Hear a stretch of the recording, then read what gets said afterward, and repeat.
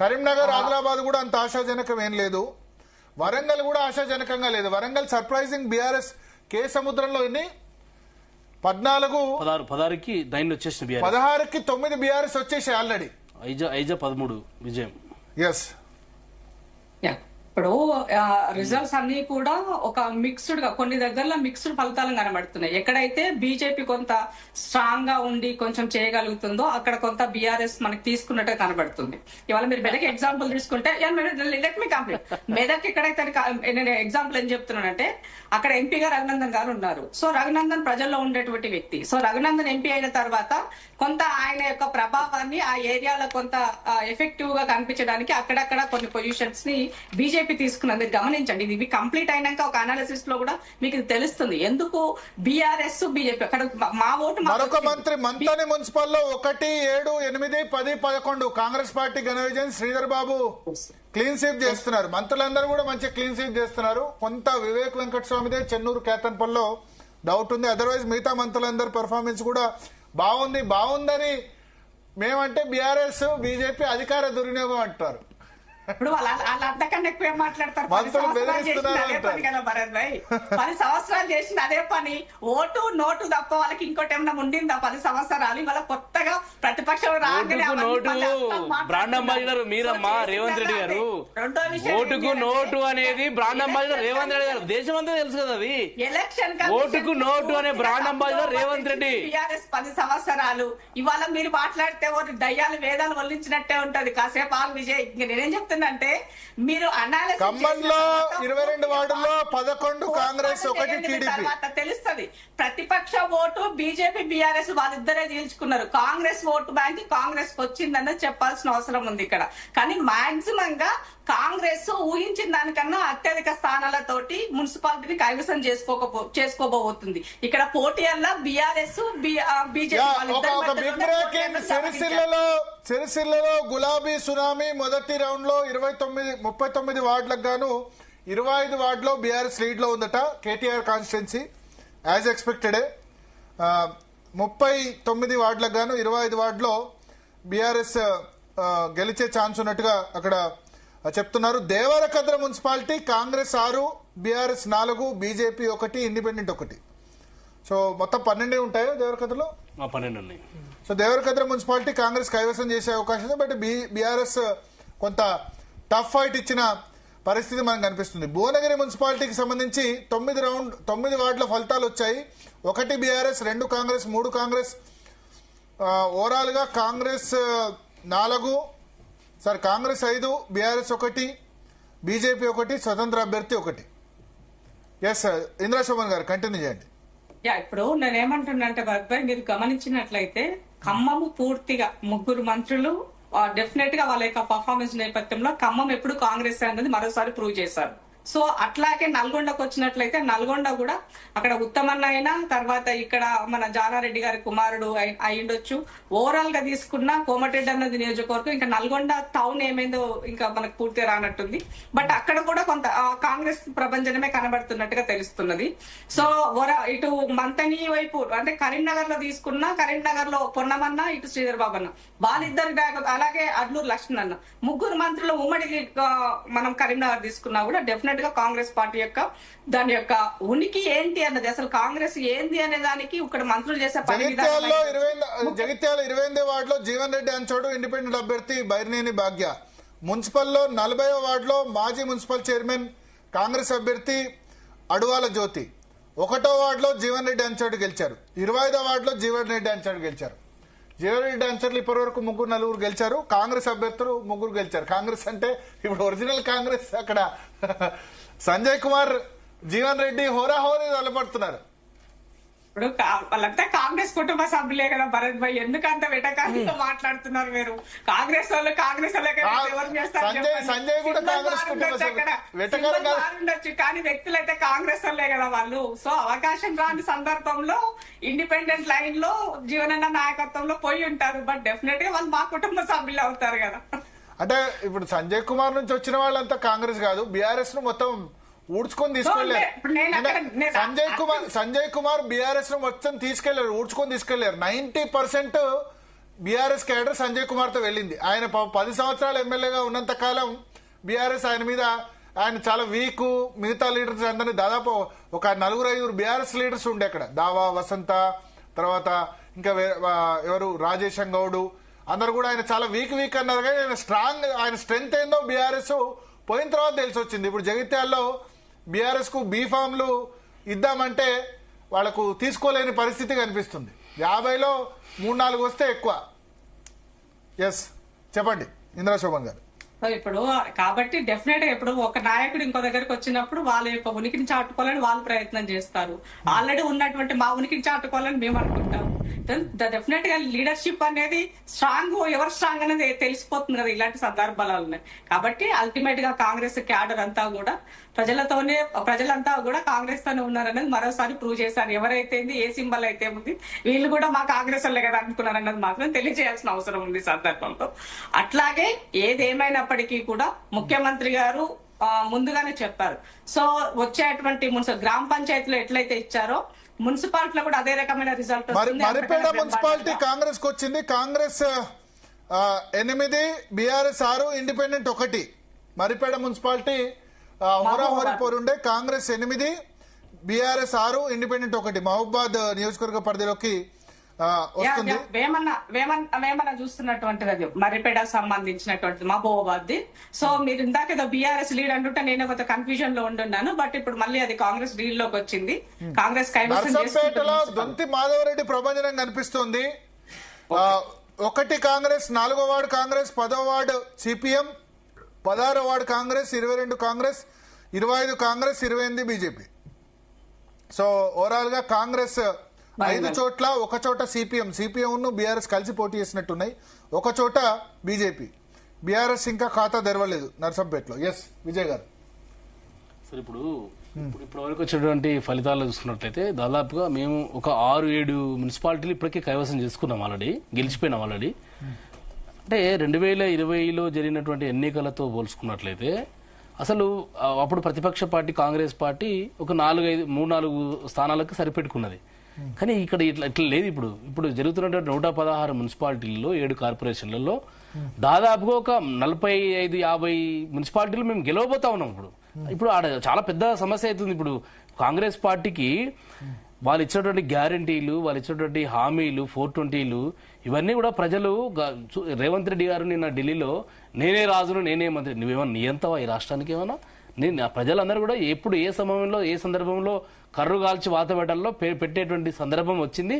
ఇంకా రూరల్ ఏరియాలో రేపు గ్రామ పంచాయతీ పరిషత్, ఎంపీటీసీ, జెడ్పీటీసీ ఎన్నికలు పెడితే గ్రామీణ ప్రాంతాల్లో ఉన్నటువంటి ఓటర్లు కాంగ్రెస్ పార్టీ మీద అసలు ఓటు రూపకంగా ఘోరంగా తిరుగుబాటు చేయబోతా ఉన్నారు. అర్థమైపోయింది. బీజేపీ చాలా బాగా పికప్ అయింది. ఇప్పుడు ప్రెజెన్స్ లేని మున్సిపాలిటీలో కూడా బీజేపీ ఒక్కవాడు. మహబూబాద్, కేసముద్రం గెలుస్తుంది. రేవంత్ రెడ్డి గారు బీజేపీని జాకిలు పెట్టి లేపిండు. అసలు త్రిముఖ పోటీ అని చెప్పేసి ఆయన ప్రకటించిండు. ఏం చెప్పాలి చెప్పండి? అసలు బీజేపీ అనే పార్టీ పోటీలో లేనటువంటి పార్టీని త్రిముఖ పోటీ అని చెప్పేసి జాకులు పెట్టి బ్రేకింగ్ న్యూస్ అంటుంది. రాజగోపాల్ రెడ్డి చెండూరు మున్సిపాలిటీ కాంగ్రెస్ కైవసం చేసుకుంది. Congress 6, BRS 3, CPI 1. రాజగోపాల్ రెడ్డి అక్కడ కాంగ్రెస్ పార్టీని విజయ పథాన్ని నడిపించారు. చెండూరు మున్సిపాలిటీ కొంత టైట్ ఉండే అని అనుకున్నారు, కానీ చాలా క్లియర్ గా Congress party 6 Congress, BRS 3, CPI 1. CPI BRS కలిసి అక్కడ పోటీ చేశాయా, కాంగ్రెస్ సిపిఐ కలిసి పోటీ చేశాయా నాకు ఎగ్జాక్ట్ గా ఐడియా లేదు. ఒకసారి జానయ్య ఫోన్ లైన్ లో ఉంటే తీసుకోండి. Chandur municipality. So CPI Congress కలిసి పోటీ చేశాయి. 7 కాంగ్రెస్ సిపిఐ కలిసి గెలిచాయి. బీఆర్ఎస్ 3 గెలిచింది. రాజగోపాల్ రెడ్డి డెలివర్ చేశారు. రాజగోపాల్ రెడ్డి చాలా ఇబ్బందులు పెట్టారని చెప్పారు ఎన్నికల సమయంలో. ఒక్క బిల్లు కూడా, ఒక్క వర్క్ కూడా ఆ మున్సిపాలిటీలో కాంగ్రెస్ అధికారంలోకి వచ్చిన తర్వాత చేయలేదు. ఒక్క బిల్లు కూడా శాంక్షన్ చేయలేదు. మొత్తం ముఖ్యమంత్రి మంత్రుల నియోజకవర్గాలకి నిధులన్నీ పోతున్నాయి. మా నియోజకవర్గాల్లో డెవలప్మెంట్ లేదన్నారు. బెల్ట్ షాపుల విషయంలో కూడా ఆయన రూల్ పెట్టారు. బెల్ట్ షాపులు మొత్తం ఎత్తేశారు. ప్లస్ మధ్యాహ్నం 1 గంట దాటితేనే వైన్ షాప్ దివాలని చెప్పారు. సో ఇటువంటి చాలా రూల్స్ పెట్టారు. ఒక విధంగా రోల్ మోడల్ ఎమ్మెల్యేగా రాజగోపాల్ రెడ్డి అక్కడ నిలిచారు. అయినప్పటికీ అంటే ఆయన కొత్తగా ఈ 2 సంవత్సరాల్లో ఒక్క డెవలప్మెంట్ జరగలేదన్నప్పటికీ అక్కడ మనకి చెండూరు మున్సిపాలిటీ కాంగ్రెస్ కైవసం చేసుకుంది. ఎస్ జానయ్య. రాజగోపాల్ రెడ్డి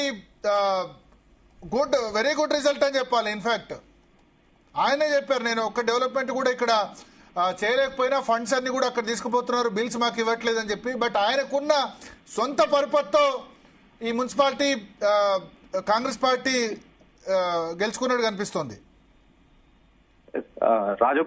ఎమ్మెల్యే రాజగోపాల్ రెడ్డి మాత్రం మున్సిపాలిటీ ఏదైతే చెండూరు మున్సిపాలిటీ ఎన్నికల విషయంలో మాత్రం కొంత ఛాలెంజ్ గా తీసుకోవడం జరిగింది. ఆయన ప్రచారం విషయంలో కూడా ఓటర్లను అక్కడ అంటే ప్రతి ఓటర్ను కలిసే విధంగా కూడా వెళ్లడం జరిగింది. అయితే మొదటగా కొంత కాంగ్రెస్ పార్టీకి ఇబ్బందికరంగా మారినప్పటికీ లాస్ట్ ప్రచారం ముగింపు సమయంలో మాత్రం ఇటు ఓటర్లకు ఏదైతే తనకు జరిగిన తాను చేస్తున్నటువంటి ముఖ్యంగా నాకు మున్గోడు ప్రజలే ముఖ్యము, వారి ఆరోగ్యమే నాకు ప్రాధాన్యత, ఆరోగ్యం కోసమే ప్రాధాన్యత ఇస్తానని చెప్పి ఆయన మొదటి నుంచి కూడా ఇటు మొదటి నుంచి బెల్ట్ షాప్లను నియంత్రించడం, అలాగే ఇక్కడ రిజల్ట్ కొంత టైట్ వస్తుంది అనుకున్నారు, బట్ చాలా క్లియర్ గా ఉంది. మొదటగా అంటే ప్రచారం చివరి రోజు వరకు కూడా ఇటు పోటాపోటీగా ఉన్నటువంటి చెండూరు మున్సిపాలిటీ మాత్రం ప్రస్తుతం కాంగ్రెస్ పార్టీ కైవసం చేసుకుంది. మొత్తం 10 వార్డులలో ఒక వార్డు సిపిఐ తోటి పొత్తులో భాగంగా కాంగ్రెస్ పార్టీ ఒక వార్డుని సిపిఐకి ఇవ్వడం జరిగింది. 9 వార్డులలో కాంగ్రెస్ అభ్యర్థులను పోటీలో నిలపడం జరిగింది. అయితే 6 వార్డులు కాంగ్రెస్ పార్టీ అభ్యర్థులు గెలవడం జరిగింది, ఒక వార్డు సిపిఐ కూడా గెలవడం జరిగింది. 4 వార్డులలో మాత్రం బీఆర్ఎస్ పార్టీ గెలుపొందడం జరిగింది. అయితే మొదట కొంత ఇబ్బందికరంగా ఉన్నప్పటికీ ఛాలెంజ్ గా ఎమ్మెల్యే రాజగోపాల్ రెడ్డి ఖచ్చితంగా ఛాలెంజ్ గా తీసుకోవడం, 10 వార్డులే ఉన్నాయి కాబట్టి ప్రతి వార్డులో కూడా ప్రచారం నిర్వహించడం, ఆయన తన మీతోనే ఉంటాను, ఏదైనా కూడా నాకు మున్గోడు ప్రజలే ముఖ్యమంటూ కూడా ఈ విషయాన్ని ఆయన ప్రజల్లోకి తీసుకెళ్లడం, తనకు సహకరించాలి, తన కాంగ్రెస్ పార్టీ అభ్యర్థులను గెలిపిస్తేనే అధికారంలో ఉన్నటువంటి కాంగ్రెస్ ప్రభుత్వమే తోటే అభివృద్ధి సాధ్యమవుతుందనే విషయాన్ని బాగా ప్రజల్లోకి తీసుకెళ్లడం తోటి చెండూరు ప్రజలైతే కాంగ్రెస్ కు పట్టం కట్టినట్టుగా కూడా కనబడుతుంది. ఇంద్రా శోభన్ గారు ఏంటి రాజగోపాల్ రెడ్డి దగ్గర 7 out of 10, 6 కాంగ్రెస్ 1 సిపిఐ. నేను ముందే చెప్పాను కదా, కాంగ్రెస్ పార్టీ నల్గొండ అంటే కాంగ్రెస్ గడ్డ అనేది ఇబ్బంది పెట్టింది. అంటే నల్గొండ అంటే ఆయనకు ఫండ్స్ ఇవ్వకుండా, బిల్లు ఇవ్వకుండా ఇబ్బంది పెట్టినా. ఇప్పుడు ఒక మాట చెప్తా వినండి మీరు. ఇప్పుడు ఏమంటారు, రాజగోపాల్ అన్న తను ఎవరు చేయకన్నా ముందు అందరికన్నా ముందు పొటెన్షియల్ సీఎం క్యాండిడేట్ రాజగోపాల్ రెడ్డిని అంత ఇబ్బంది పెట్టినా ఆయన గెలిచారు. నేను ఏం చెప్తున్నానంటే, ప్రజలు మునుగోడు ప్రజలు అన్నది రాజగోపాల్ అన్నతో బలమైనటువంటి బంధం ఉన్నటువంటి వ్యక్తి, వ్యక్తిగతంగా వాళ్ళతో అనుబంధం ఉన్నటువంటి వ్యక్తి. కాబట్టి డెఫినెట్ గా మా రాజగోపాల్ అన్న తను అనుకున్నటువంటి సింగిల్ తన పర్సనల్ ఎజెండాను ఏదైతే బెల్ట్ షాపులు ఉండకూడదు అనుకున్నాడో అందరికన్నా ముందుగానే అక్కడ బెల్ట్ షాపులు లేకుండా చేసినటువంటి వ్యక్తి. ఏకగ్రీవంగా ఇక్కడ బెల్ట్ షాపులు లేకుండా ఎవరైతే గ్రామాలు తీర్మానాలు చేస్తారో వాళ్ళకి మినిమం 10 లక్షలు 15 లక్షల వాళ్ళకి రివార్డు ప్రకటించినటువంటి వ్యక్తి. కాబట్టి ప్రజలు మంచి చేసినప్పుడు డెఫినెట్ గా స్వీకరిస్తారు కదా. సో అయినప్పటికీ కాంగ్రెస్ పార్టీని గెలిపించినట్లయితే డెవలప్మెంట్ దీనితోనే సాధ్యమవుతుందని తనే ప్రచారం చేశారు. కాబట్టి మరి అట్లాంటప్పుడు కాంగ్రెస్ పార్టీ కాదు అని ఎలా చెప్పగలుగుతాము, ఎలా ఆ లైన్ మనం ఇవ్వగలుగుతాము? సో కాంగ్రెస్ పార్టీ ఎమ్మెల్యేనే కదా, డెఫినెట్ గా మంత్రి కాంగ్రెస్ ఎమ్మెల్యేనే. బట్ కాంగ్రెస్ పార్టీ నుంచి కాంగ్రెస్ ప్రభుత్వం నుంచి నాన్ కోఆపరేషన్, కాంగ్రెస్ ఎమ్మెల్యేనే కాంగ్రెస్ ప్రభుత్వం నుంచి నాన్ కోఆపరేషన్ అక్కడ. సరే, రాజగోపాల్ రెడ్డి గారు ఏంటంటే మొదటి నుంచి కూడా కొంత ఒక రకమైనటువంటి క్యారెక్టర్ తో నడుపుతా ఉన్నాడు ఆయన. రేవంత్ రెడ్డి గారు ఎన్ని ఇబ్బందులు పెట్టినా, ఏ రకమైనటువంటి వేధింపులు చేసినా, రాజగోపాల్ రెడ్డి గారిని ఎంత ఇబ్బంది పెట్టాలని చూసినా ఆయన కాంగ్రెస్ పార్టీ గెలుపు కాదు, అది రాజగోపాల్ రెడ్డి గారి గెలుపుగా మనం భావించాల్సి వస్తుంది తప్ప అది ఆ గెలుపే కాదు అసలు. అది కాంగ్రెస్ పార్టీకి సంబంధం లేనటువంటి గెలుపు. ఇప్పుడు జగిత్యాల కూడా చూసుకున్నట్లయితే జీవన్ రెడ్డి గారిని ఎంత హింసించారని, 40 సంవత్సరాలు కాంగ్రెస్ పార్టీ కోసం పనిచేసి తన జీవితాన్ని త్యాగం చేసినటువంటి వ్యక్తి, ఆ వ్యక్తిని హింసించి బీఫామ్ లేకుండా ఏడిపిస్తారండి. ఆయన ఏడ్చిండు పాపం. వీళ్ళకి ఏం మాట్లాడేలాగా ఇట్లా అసలే ఉంటారు, వీళ్ళకి ఏం పని పాట ఏమి ఉండదు.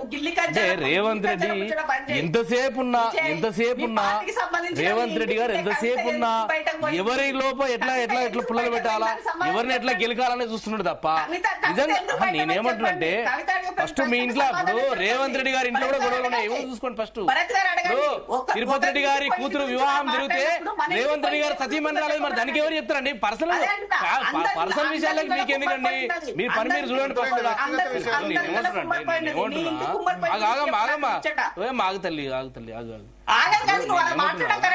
కాంగ్రెస్ పార్టీ ఇన్ని రకాల ఇబ్బందులు పెట్టినా, ఇన్ని ఏ రకమైన వేధింపులు గురి చేసినా బీఆర్ఎస్ పార్టీ చాలా గొప్ప విజయాన్ని సాధించింది. ఇప్పుడు చూడు ఐజమ్ క్లారిటీ బీఆర్ఎస్ పార్టీ గెలిచింది, 6 కాంగ్రెస్ గెలిచింది. రాపండి. సో ఇప్పుడు రాష్ట్రంలో ఎక్కడ చూసినా కూడా ఏ మూలన చూసినా అక్రాస్ ద తెలంగాణ చూసుకున్నట్లయితే బీఆర్ఎస్ పార్టీకి చాలా ఓట్ల రూపకంగా పర్సంటేజ్ పెరుగుతా ఉంది. ఇప్పుడు ఎగ్జిట్ పోల్స్ చెప్తా ఉన్నాయి కాంగ్రెస్ పార్టీకి 36% అని చెప్పేసి, బీఆర్ఎస్ పార్టీకి దాదాపు 30% పైచిలకు పర్సంటేజ్ రాబోతా ఉన్నది. అంటే రోజు రోజుకు కాంగ్రెస్ పార్టీ మీద ప్రజా వ్యతిరేకత వస్తా ఉంది. దాన్ని ప్రజలకు కావాల్సినటువంటి ఇచ్చినటువంటి హామీలని నెరవేర్చలేదు కాబట్టి ప్రజల పక్షాన ప్రధానమైనటువంటి ప్రతిపక్ష పార్టీగా ఈరోజు బీఆర్ఎస్ పార్టీ ఒకవైపు మా పార్టీ వర్కింగ్ ప్రెసిడెంట్ కేటీఆర్ గారు, ఇంకోవైపు మా పార్టీ ఎల్పీ ఉపనాయకుడు అయినటువంటి హరీష్ రావు గారు కాలుకు బల్పం కట్టుకొని ఎన్నికల కమిషన్ ఒక లిమిటెడ్ టైం ఇచ్చినప్పటికీ కూడా, ఎంత తక్కువ సమయం కుట్రలు చేసి తక్కువ సమయం కుదించినప్పుడు కూడా ఎన్నికల ప్రక్రియని మేము సాధ్యమైనంత వరకు ఎక్కువ సమావేశాలకు అటెండ్ అయ్యి సాధ్యమైనంత వరకు ఎక్కువ స్థానాలు గెలిచేటువంటి ప్రయత్నం జరుగుతూ ఉంది. కాబట్టి ఇది ఈ ప్రభుత్వానికి మరి రేవంత్ రెడ్డి గారు రెఫరెండం అనుకుంటారా? ఇంకో పొద్దున ఒక టీవీలో ఒక ఆయన చూసి చెప్పిండు 100కు తక్కువ రావు, మాకు 100కు పైన వస్తాయని చెప్పేసి. 100 స్థానాలు రాకపోతే ఇప్పుడు ముఖ్యమంత్రి రాజీనామా చేస్తాడా? అదే 100 మున్సిపాలిటీలు రాకపోతే ఇప్పుడు ముఖ్యమంత్రి రాజీనామా చేస్తాడా? ప్రకటించమని చెప్పండి. ఇప్పుడు కాంగ్రెస్ పార్టీ ప్రకటించమని ఇప్పుడు నేనేమంటారంటే ఇంకా ఇప్పుడు ఆల్రెడీ 10 మంది ఎమ్మెల్యేలను కొనుక్కొని పోయిండు. ఎత్తుకోపోయిన కాడ తీసుకుపోయిన కాడ ఏ రకంగా ప్రజలు అర్థమవుతా ఉంది. నేనేమంటారంటే మేము అట్లా చేసాం కాబట్టి మమ్మల్ని ఇంట్లో కూర్చోబెట్టిరు. మరి వీళ్ళు ఏమన్నారు, మేము న్యాయపత్రం అని చెప్పేసి రాహుల్ గాంధీ పొంకరాలు వలికింది. మరి అలా న్యాయపత్రం ఎక్కడ పోయింది? పార్టీ ఫిరాయింపు చేసిన వెంటనే సెకండ్లనే సస్పెన్షన్ పెట్టబడాలని చెప్పేసి మాట్లాడినటువంటి కాంగ్రెస్ పార్టీ అలా మనం ఎక్కడ పోయింది అలా? కాబట్టి ఈరోజు ప్రజాస్వామ్యాన్ని కూలీ చేసినటువంటి కాంగ్రెస్ పార్టీకి ప్రజలు కర్రు కాల్చి వాత పెట్టబోతా ఉన్నారు. ఈరోజు ప్రజలు రుచి చూపించబోతా ఉన్నారు. ప్రజా వ్యతిరేకత ఏ రకంగా ఉందో రేవంత్ రెడ్డి గారికి కనువిప్పు కాబోతా ఉంది. సాయంత్రం ఈరోజు ఫలితాలకు చెంపపెట్టు లాంటిది కాంగ్రెస్ పార్టీ ఏకపక్ష నిర్ణయాలకు, కాంగ్రెస్ పార్టీ ప్రజాస్వామ్య వ్యతిరేక విధానాలకు ఈరోజు ఎన్నికలే తార్కాణం కాబోతా ఉన్నాయి. కాబట్టి ఈరోజు ప్రధానమైన ప్రతిపక్ష పార్టీకి బీఆర్ఎస్ పార్టీగా మేము ప్రజల పక్షాన ఉన్నాము. ప్రజలు మా వెంట ఉన్నారు. ప్రజలకు కావాల్సినటువంటి సమస్య ఇచ్చిన హామీలని నెరవేర్చలేదు. కాంగ్రెస్ పార్టీ మొత్తం 13 వార్డుల్లో కాంగ్రెస్ పార్టీ 11 గెలుపు. మంతన్లో 13కు 11. బట్టి విక్రమార్క ఇలాఖాలో కాంగ్రెస్ దూకుడు 11కు 11 గెలుపు. మరో 11లో కౌంటింగ్ కంటిన్యూ అవుతుంది. సో ఒకసారి మంత్రులకు సంబంధించి చెప్తాను. PCR social media alert. మంత్రులకు సంబంధించి అన్ని చోట్ల కూడా మంత్రులు గెలుస్తున్నారు. వరుసగానే చెప్పుకుంటూ పోతాను. అడ్లూరు లక్ష్మణ్ 5కు 5 ఇప్పటి వరకు రిజల్ట్ వచ్చింది. దానిలో తర్వాత పొన్నం ప్రభాకర్ 7కు 7 హుస్నాబాద్ లో పొన్నం ప్రభాకర్ ప్రభంజనం కనిపిస్తోంది. తర్వాత పొంగులేటి శ్రీనివాసరెడ్డి 9కి 9 ప్రభంజనం మనకు కనిపిస్తోంది.